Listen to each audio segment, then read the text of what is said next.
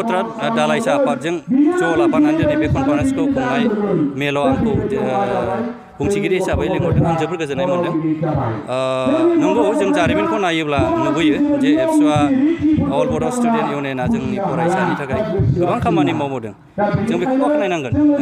जेनोखि सानथौ सानस्रि जों बेखौ बाख्नायनांगोन। दा मोनसे खोथाया बेबो बिथांमोना नट अनलि सोलोंथाइनि बेलायावल' नुबोआखै। दिनै जों बर'खौ मोनसे गेरेमसा हारि दानायनि बेलायाव ओरै माखासे मुभमेन्टनि बेलायावबो बिथांमोना इनभल्भ खालामबोनानै गावसोरखौनो सेक्रिफाइस खालामनानै मावफानानै दिनैहाय खांबोदों। दा बेयो जोबोर बाख्नायजाथाव। दिनै जों मिथिनो मोनो दिनै बा बुजिनो हायो दे एबसु आरो एनडिपिनि मोननैनि गेजेराव दिनै थांनाय 27 थारिख जानुवारि 2020 जों मोनसे गोजोन गोरोबथा खालामनो हादों। दा बे जोंनि बर'नि मोनसे एचिभमेन्ट जों बेखौ बुंनांगोन। दा जों एबसु अल बड' स्टुडेन्टनि बिहोमाया अबदाना खम नङा। बेनि थाखाय आं दिनै बेयाव बुंथिगिरि हिसाबै दिनै आंखौ लिंहरदों। आं जोबोद गोजोननाय मोनदों। आंहा मा साननाय दङ आरो आंहा मा दिनै समाजाव दिनै मा सोलोंथाइनि बेलायावहाय बुंफोरनांगौ दं, आं दिनै बुंफोरनो मोनसे प्लेटफर्म मोनदों। बेयो आंनि थाखाय बाख्नायजाथाव। आं जोबोर गोजोननाय मोनदों। आरो जों ससाइटिखौ बोखांनानै लाना थाङोब्ला जोङो इडुकेसना गोनांथि दं, सोलोंथाइया गोनांथि दं। सोलोंथाइ गैयाब्ला जोंनि समाजा थाना। बेनिखायनो जों अल राउन्ड दा जोंनि गेजेरावहाय सान्थि परिबेस फैबाय। बे सान्थि परिबेस फैनायाव जोङो अल राउन्ड जोङो दाफुंनांगोन। इडुकेसनावनो जा, गेलेनायावनो जा, कालसारावनो जा, माबा मोनसे पलिटिक्सआवनो जा, जोङो मोनसे रोदा सुनांसिगोन दायो। दा आं दहाय बुंनाय बायदिया बेनो, जों गावजों गाव मानो माबा अपदस्थ होलायनानै सासेखौ गाज्रि बुंनानै दिनै मानो हमथालायबाय थानो। दिनैनि जुगा कम्पिटिसन जुग, इडुकेसननि जुग, सोलोंथाइनि जुग। गथ'फोरखौ मोजां सम होनायनि दिनै फोरोंनायनि मोनसे सम फैबाय। बै समा खासिबिसि समा थांबाय। दिनै सान्थि परिबेस फैबाय।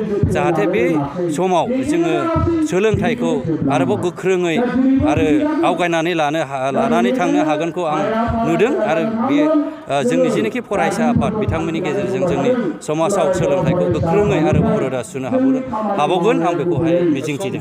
गोबां मानसि, मेनि लिडार मेनि माइन्डस, बेवहाय समाजाव बिदिया थायो। दा बे हिसाबै जोङो जेनोखि एबसुनि सान्थौ, बे सान्थौआ गाज्रि नङा। आरो जों मोनफ्रोमबो अर्गानाइजेसननि सान्थौखौ जोङो गाज्रि होनो हाया। खारन जों मिथिगौ जोंनि गेजेराव नायल' जाल' स्टुडेन्ट अर्गानाइजेसन हिसाबै एबसुआनो दङ, सालायबोबाय थादों आरो दैदेनबाय थादों। गासै समाजखान्थि आरो गासै राजखान्थियाव बाहागो लायाब्लाबो माखासे नेमखान्थिफोरखौ सोंखारिनानै जों खेंबोनो हानाय मोनसे संगठन। बेनिखायनो मोनफ्रोमबो संगठननि सान्थौआ मोजां। आं बेखायनो बुङो जोंनि बर'नि हारिनि गेजेराव सोलोंथाइखौ नोजोर बोनो थाखाय आरो गोजौआव लांनो थाखाय मोनसे संगठन, बेयो जोबोर गोजोनथाव आरो मोजां। जों गोदोनिफ्रायनो आंबो सासे स्टुडेन्टमोन। स्टुडेन्ट हिसाबै जोंबो जोंनि सान्थौखौ जों मोजां मोनबोदों। दा बेबायदिनो साफ्रोमबो बा मोनफ्रोमबो अर्गानाइजेसना गाव गावबागाव थांखिखौ मावलांनायाव एक्टिभ लायो आरो बे खामानिफ्रा मोजां होननानै आं सानो। दिनै सिल्ली चिरां दख'रा दुलाराय बर' फरायसा आफादनि 47थि बोसोरसालिया जथुम्मा। बे बोसोरसालिया जथुम्माखौ जोङो जोंनि दख'रानि सिङाव थानाय बे बामोनगाव 2 नं पश्चिम गारलाबारि गुदि फरायसालिनि लांगोनायाव साननै हाबाफारि लानानै जोङो खुंफुंनाय जादों। दा दुलाराय बर' फरायसा आफाद हिसाबै दुलाराय बर' फरायसा आफादनि संबिधान बायदि जोङो सम आरो थासारिखौ नायनानै गुबुन हाबाफारि जोङो लानाय जायो।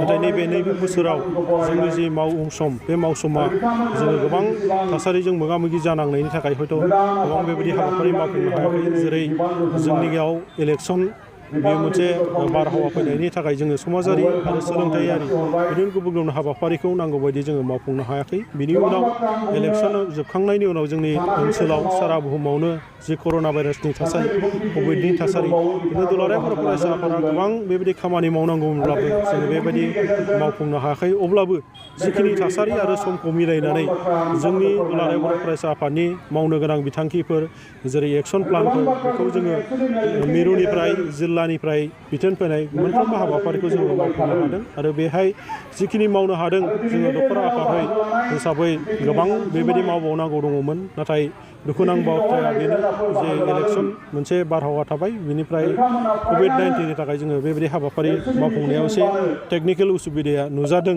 अब्लाबो जोङो दिनै बे जथुम्मानि गेजेरजों गोबां फैबाय थानाय समाव खामानि मावनो थाखाय जोङो थांखिफोर लादों जेरै समाज फोसाबनायनि बिथांखि सोलोंथाइ जौगाहोनायनि बिथांखि रांखान्थि जौगानायनि बिथांखि हारिमु जौगानायनि बिथांखि नैबे माखासे हाबाफारिखौ जोङो दिनैनि डेलिगेट हाउसनि गेजेरजों जोङो रनसायनानै लादों थांखि हिसाबै जोङो लानाय जादों निस्सय फैबाय थानाय समाव बोथोरा जुदि मोजां जायोबा जोंनि ओनसोलाव थासारिया मोजां जायोबा बेफोर हाबाफारिफ्रा मावफुंजागोन